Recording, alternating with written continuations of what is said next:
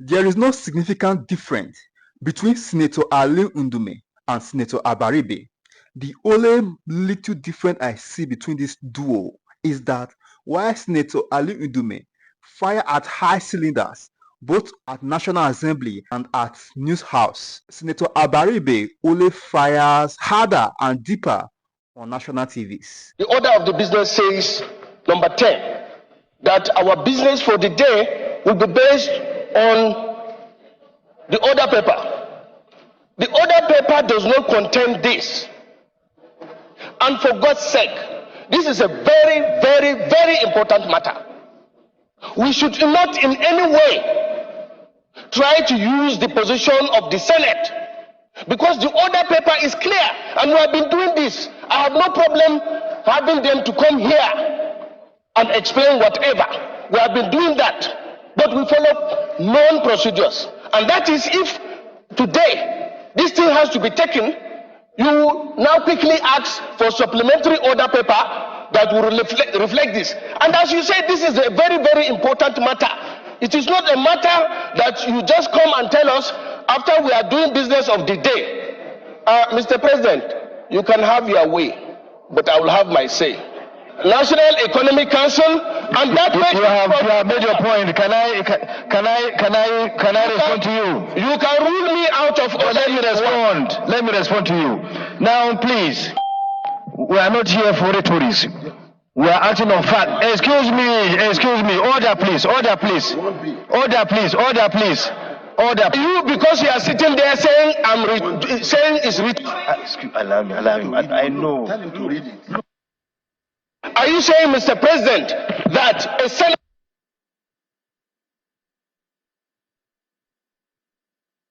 No, leave me. Allow him. Wait a minute. Is that fair to yourself? Now rule me out of order. That was what went down. Tonight, we are being joined by the man who's spoken loudly and unequivocally about the bill, Senator Ali Ndume, the federal lawmaker from Borno. Says he joined me live here in our Abuja studio. It's a pleasure having you join us tonight on the program, Senator. Thank you. What happened to you? You seem to be very activated there. Is it a personal issue? The DSP seems to have said something that triggered you. No.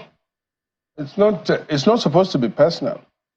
But he's sitting down there, he was sitting there like a judge. Senate President is the Senate presiding officer. We select one or choose or elect one of us, and the Constitution was crafted in such a manner that we are 109, including the FCT, so that he will be the man that we entrust him with the gavel to take a decision, not to abuse the gavel. And in Western, just as it's a court sitting, that is how it's supposed to be. In those days, the Senate President even wears this... the ceremonial... Yeah. It is because of our weather or because of what we change it, you know. It's not supposed to be personal, but I still say it until I feel offended by what Jibrin did. But for speaking the truth, I've had worse than that incidents. And you know what I do, Sheung? I leave them with God. God takes care of them. This is not exception, but it's personal. How can he, for example, say that we are not here for rhetorics? It's not fair. And you take an exception to that particular word. Won't you take an exception to that? You have just watched it now. Won't you take an exception? Let me ask you that question. It depends on how it sits with you. No. It doesn't sit well with me, and it doesn't sit well with anybody, and it doesn't sit well with the Senate. This is our Senate. If it is supposed to be a true Senate, no senator will stand up and the presiding officer will ask him to round up or sit down. No. Until he yields the floor. Go and check. You have been in US. You have been in US. And I'm sure you know how to follow. You don't ask senator, your colleague, and I'm senior than him, older than him, to treat me the way he treated me yesterday. And in fact, it's not me, it's the Senate. Because if he's sitting there today, tomorrow, it might not be him. And God will judge him based on what he does. And God, fortunately, does not allow this kind of a thing to be done when, in the day after. In this world, those people that does that kind of a thing will get it from Almighty. It seems that beyond the personal... it's not personal. No. You said because of the words he used against you, you took an exception to it, which seems to be an emotional, personal issue. No, it's not. Because you feel that he insulted you in some way. No. You know what? I told him, I raised another point of order, telling him that he should apologize. He said he will not. But he did apologize to me thereafter. After the... Yes, after he came to you personally? No, I went to him. Because I don't live this kind of a thing. And I told him, you said I'm speaking rhetorics, and I called him with his name. He said, if you are offended, I'm sorry. I said, okay. Because you know what?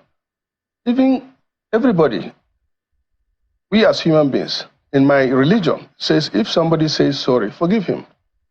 Leave him with God. So you are forgiving him? No, I don't think so. You've not? No, I still leave him in the hands of God. Let him seek forgiveness from God. Otherwise, God will do something. Well, if you look at it, beyond what the exception you took to the language, you also seem to be offended by the manner in which the proceeding went. You thought that there was a breach of the Senate proceeding yesterday. Yeah, that is true. The problem now is not about these reforms or the way, but I'm concerned. That institution is supposed to be protected. This is the 10th Senate. You know what? It means that 10 set of people have been in that place. Unfortunately, even this time around, out of 109 of us, only 25 of us made it back to the Senate. You know why? Because it means we have lost the confidence of the people. And out of that they didn't come back, almost all wanted to come back, except for few that wanted to be governors. And it has been the same thing. It has been the same thing. Instead of sticking to what is true and what is right, if you deviate for whatever reason, that will be tantamount to betrayal of the confidence and mandate that was given to you by the people. You appear to have inferred that admittance of the FRS chairman and Mr. Atawu and some of those who came to make a presentation looked like they sneaked that proceeding into the day's agenda. Yeah. That was what you inferred. Not sneaking, I don't want ambush. It's wrong to ambush senators. So it wasn't listed on the day's proceedings? That is why I raised the matter. If not, why not? And you know what? Before we even entered there, Zax and that... Taiwo, brilliant guys. I respect them for their... intellect. Yes, intellect. But not the way they are doing this thing. My quarrel with the reform. I want us to go into the reform matter so that absolutely. We have a breakdown of it. And perhaps for those who may not understand, and the last time that we had a conversation, you and I, when you said on the program that it was going to be shut down, and you gave your position about what you think is ongoing, and those who believe that maybe some of you had not at the time fully comprehended what the views were saying. But in the end, it passed second reading today. First and foremost, you and your colleagues went into a closed door session. Yes. What prompted that closed door session? No, you see, it's wrong for me to tell you what transpired. It was a privileged session. Yeah, wrong. No, I'm saying what prompted it. Okay, of course it's... Something must have triggered... yesterday the incident happened. Okay, and we agreed that we'll adjourn today and then have another session to ask questions. And these are some of the things that I quarrel with. But I cannot come here and say why the senators were wrong, because decision has been taken. Fortunately, I've had my say. And this is also what I'm going to do here, try to do here, is to have my say. In the Senate, the bill had passed through second reading. I was against it. It's on record. And I said there during the session, I think it was open, that it should be noted that it's not that I'm totally saying that we should throw away the baby with the bathwater. But since the governors, who are our leaders, the National Economic Council, and many individuals have said that it is not that we should throw away the bill. No. We draw the bill, do more consultations, and then bring the bill again. Shehu, allow me to talk. Why are they in a hurry? The governors must have looked at the bill, even if they didn't. The National Executive Council made up of 36 governors. And the traditional rulers. Please pay attention to this. I'm listening to you. If they say this thing is not good, even by our culture, even if this thing is good, when your father or your Oba or your leader have taken a decision, just because you are a senator or member of House of Rep, remember that each state has 3 senators, but they have only 1 governor. These governors sat down collectively, and then some of these young people will come to tell us, like yesterday they were using a language which I did not take lightly too. See, I'm 65 years old. I schooled in Nigeria. I schooled in America. And if you know, I am a Pi Kappa Pi of my university, University of Toledo, Ohio in 1990. That is a big privilege. Go and check all these people that are saying they are in America, they are from Harvard. What does it take to be admitted into Pi Kappa Pi? Yet, because I'm wearing abada, because I'm from Borno State, some people will call me arrogant. I mean, ignorant. If it is even arrogant, I will take it. One of the aides called me ignorant. But I didn't respond to it because during his first statement, he also said controversial and brilliant. So how can you be brilliant and be ignorant? The other one said that I'm lazy. We went to the same school. He knows his performance, he knows mine. I taught in the Polytechnic for 20 years before I joined politics.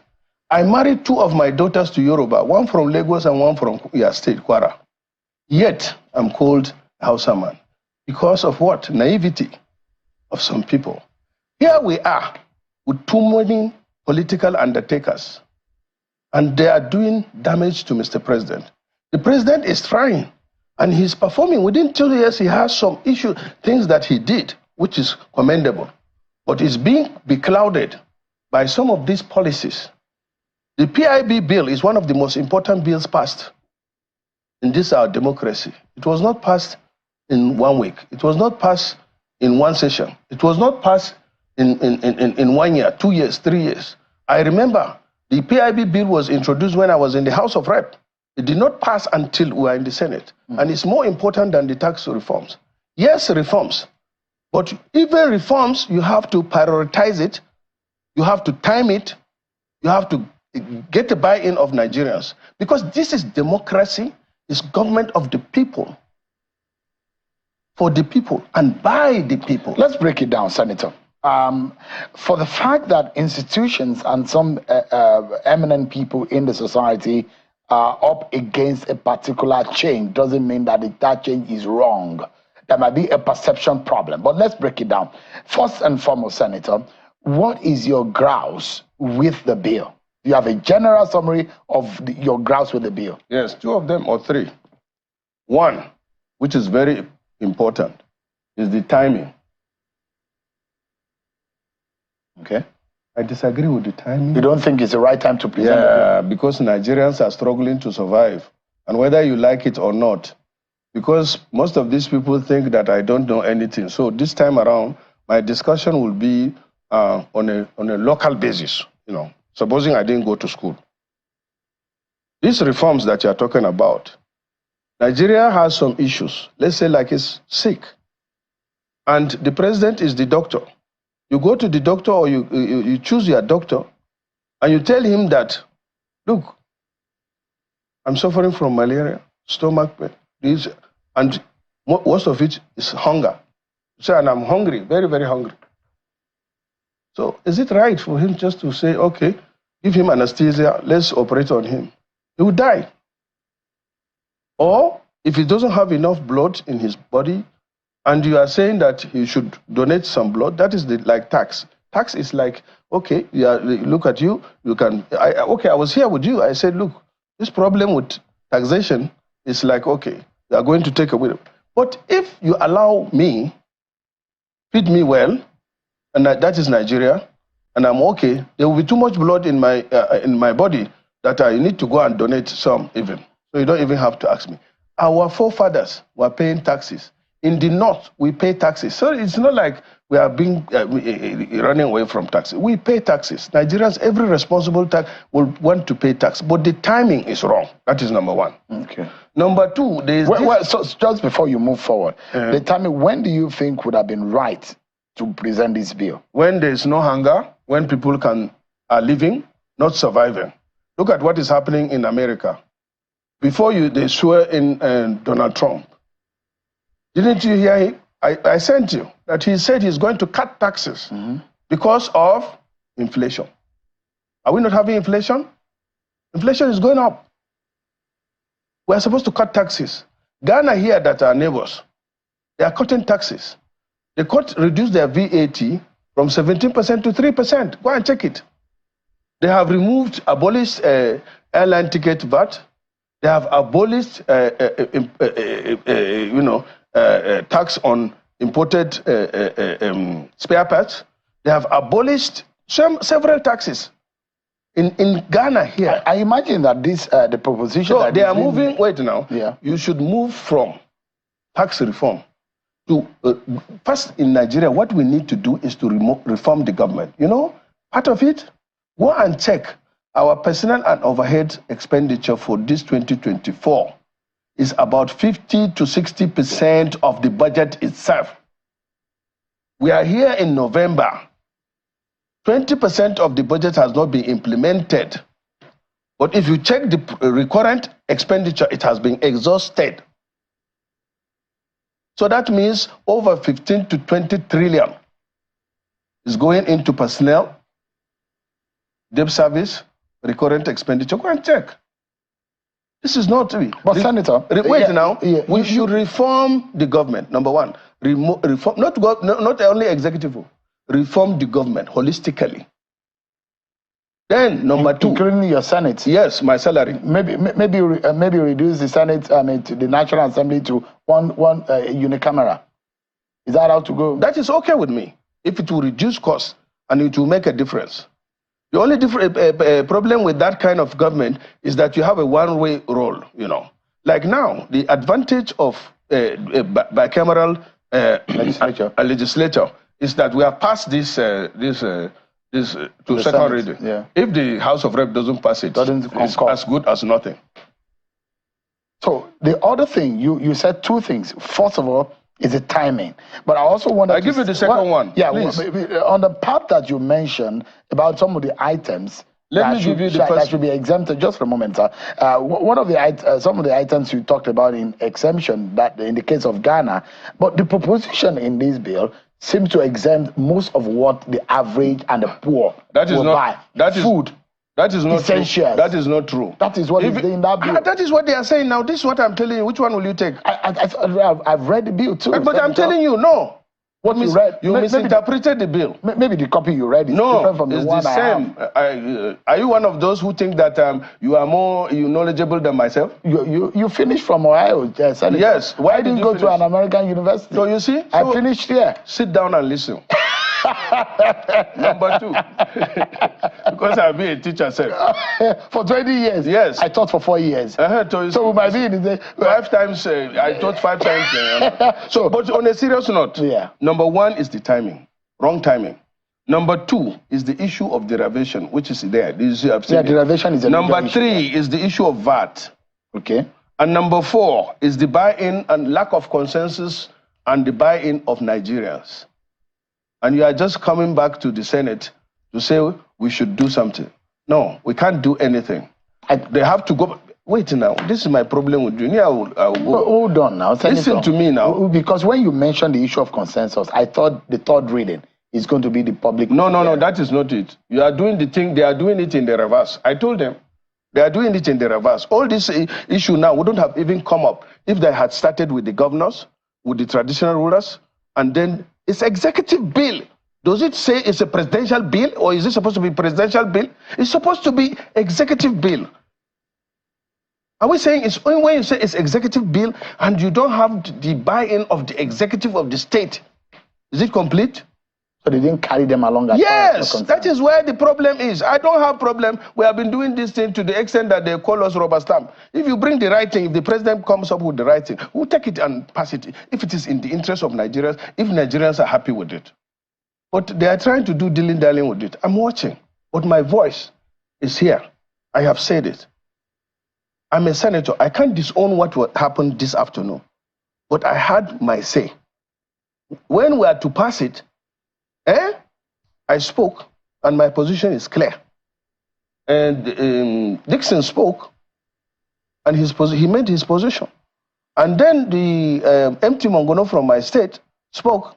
He trashed what I said, calling it academic exercise. So be it. But the whole world knows the position of Ndume. It's not personal. It's because I'm privileged to be a senator from the poor. Anything less to me is tantamount to betrayal. You understand? But that is not to say that you are not entitled to your own position. I just hope and pray that this position I'm taking is what my constituents, and I have been receiving calls since yesterday. That's your constant say, because there are those who think that Ndume is just pushing an agenda. Which there agenda? Are those the anti-Tinubu agenda. No. Look, I'm more Tinubu than most of them, because most of them are dependents, and I'm an ally. But you used to be a good friend of Bola Tinubu. Up to now. Really? Yeah. But you have complained that he's not allowed. Complaining not to have access to him is a different thing. But being a friend to me is a different thing. I'm close, not only a friend to him, but even his wife. We sat down in the Senate for 12 years. She used to cook for me every time I go to Lagos. You understand? We are very close. All this, the people that I still stand by my position, that there is no access to president. I wrote several times. They didn't allow me to see him. So the only option I have, which my religion asks, is to speak your mind, even if your voice shakes. And then, if you cannot speak, then you speak from your heart. You hate that thing also. That is what I'm doing. So I speak my mind. I wrote severally, and it doesn't get to him. I have the letters, 2 of them. If he betrayed. On issue, no. If you betrayed. No. By your friendship with the president. No. I feel happy. You were this close, but yet so far. No, away. not close, because you see. You say you were close to him. No, you're a good friend. No, wait now. Even his wife, they say, oh, security people, they change their phone number, that you can't go there. You have to call somebody. You have to call SCOP, and you have to write, and you have to do this. So me, I can't do that. I don't want to follow the protocols. No, it's not that I don't want to follow the protocol. I'm a senator, and I'm a friend to Tinubu. But it looks like you are working against him. No. That's what your party members are saying. Oh, they don't know Tinubu now. That Ali Ndume is working my against friend, let me government. tell you, I don't want to be sure, and I don't want to be certain, But Tinubu and Buhari are some of my mentors. I said it before. Remember, Tinubu went to the street. I'm only talking on the TV. He acted. He led demonstration, which I was part of it. Not once, twice or 3 times, I think, against some of these similar things. So, and if he didn't want me to be talking, the only thing that he sent a message to me is, look, you are sometimes overfiring. I say, okay, I'll check. You'll be surprised. Even yesterday, one of his aides told me, calm down. But I can't afford not to come to speak to you. Why wouldn't you be disappointed? If I and call to say my mind. If I call you and you don't, I can tell your constituent to withdraw, to recall you. You know I can do that. I can get your constituent to withdraw you. No. And you should be afraid of that. No, you don't. We take a break, Senator. Well, the tax reforms bill proposed by the executive needs some adjustment to meet the yearnings of the average person. He's been having his say, but it doesn't look like he's had his way because those bills have passed the second reading on the floor of the Senate.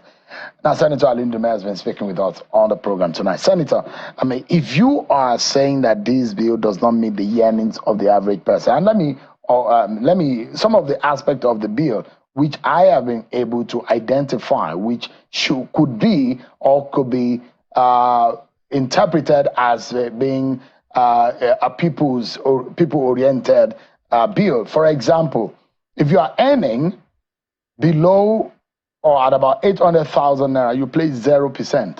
Yeah. If you are earning 2.2 million and above, you pay about 15%. If you are earning above 50 million naira, you pay 25 million. Same thing with the categorization of businesses. Small businesses and medium businesses pay less, and the bigger businesses pay more. Do you don't think that structure or that arrangement is okay? On the surface. On the surface. Unless you want us to go again into this argument of expertise and knowledge. You know? I don't know what degree you have. I read marketing. I had diploma and HND. I went to US to do the first degree in accounting and computer science education. I did my master's also. So I have a kind of knowledge. I taught accounting, cost accounting and all that. And as I told you, I acknowledge the brilliancy and look deep down. In summary, it's like giving somebody with the right hand and taking it with the left hand. And even maybe taking more. So let me take it one after the other. But they may have different opinion. When you say anybody earning 800,000 and below does not pay tax, VAT, on what? Do you exclude him from paying VAT from the goods that you buy in the market? And then the corporate tax goes up, and now they transfer the cost or that taxes over to the consumer. So are you helping him? In fact, as of today, every consumer will tell you, or most of it is they are traders, middlemen. They will tell you that is the price of it.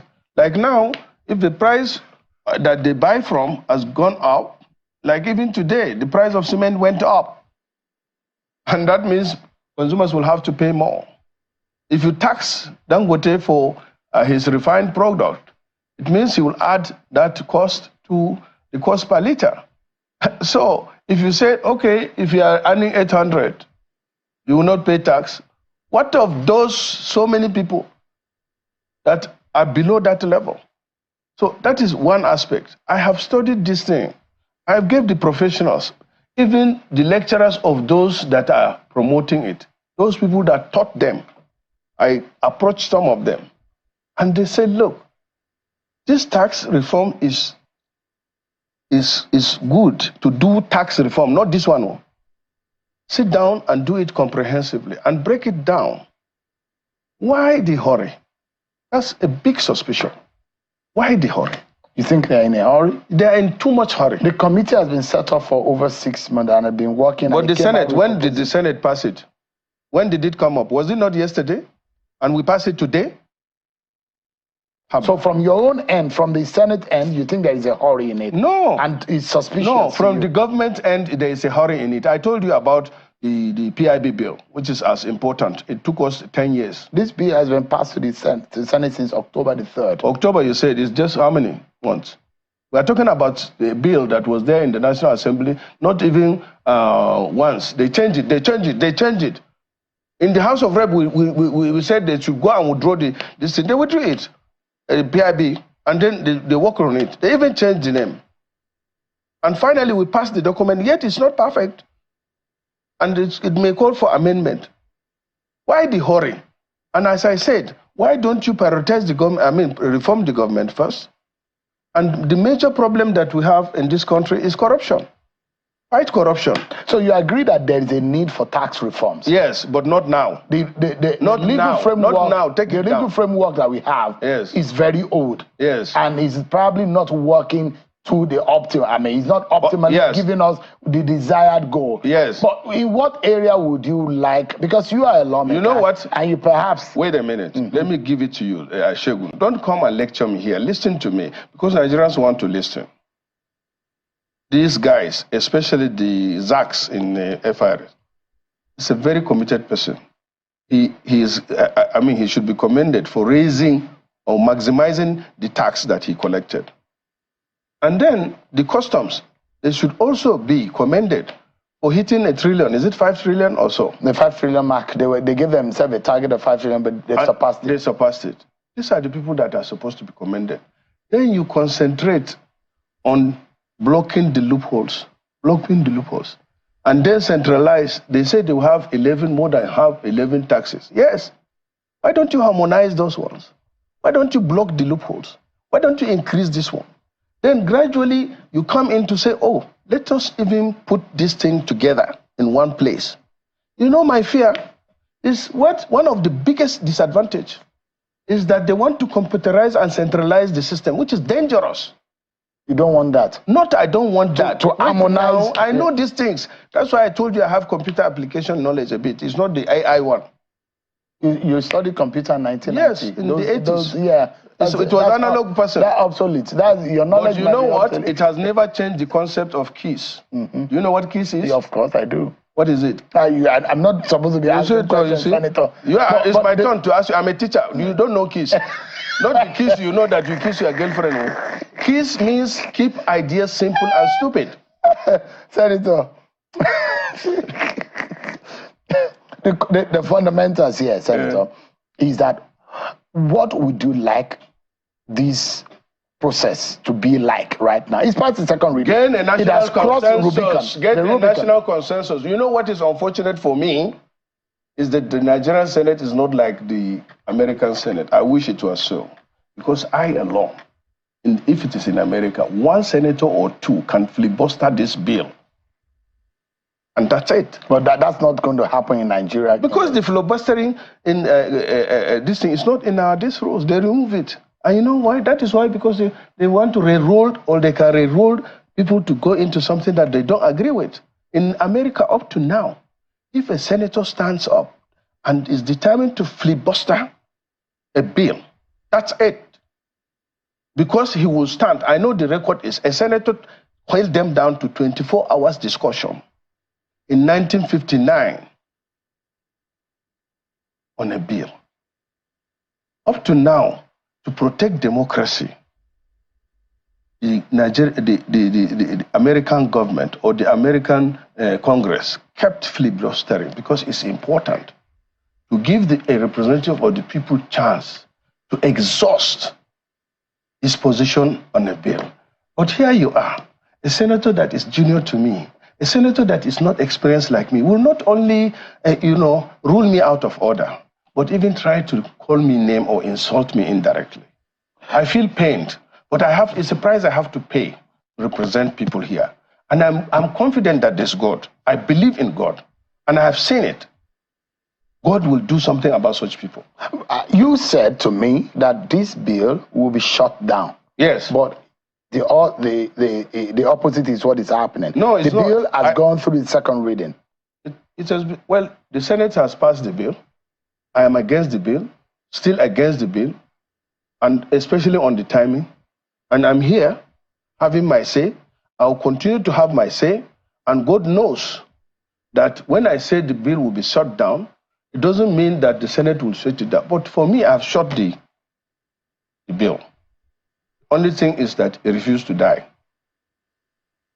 So what do you do now? I go on. I'm doing it now. So the question is that there are aspects. Are you able to push your ideas on reviewing, on fixing the areas you think they are not in the best interest of the Nigerian people? That was the Senate in passing the bill promised to do. But I don't see how, because my own is straight. If my state, that is the state governor, and our traditional rulers. And the governors in the state said, no, withdraw this bill, let's have consultation for you, take it. And now some guys or the Senate is saying, no, let's take this bill and then ask the governors to come before us. I'm watching. You think it's going to be a problem along Seriously. Seriously. Once the governors are not on the same page, with the president, there's going to be problem. The question here is that it looks like President Bola Tinubu has an idea of how... No. Let me tell you... Just a moment. He has an idea of how he wants things to go. He has an idea of the reforms that he wants to take, but a lot of people may not like it. No, that is not it. Let me tell you. Well, I cannot read his mind, but I'm so close. I have been with him severally. You see, as I tell you, he is surrounded by people that take it upon themselves. And most especially, I'm very suspicious, especially because of the hurry indeed. And I became more worried the day before yesterday when IMF, World Bank came visiting and said they are going to do our budget. Help us do our budget. Hi. When we have the Oko-Jumbo, when we have people that can do our budget, to the best international standard at nothing. If you ask them to come and look at this our budget and do it, then you go and call Oyibo to do budget for you. You feel insulted by that? I feel insulted.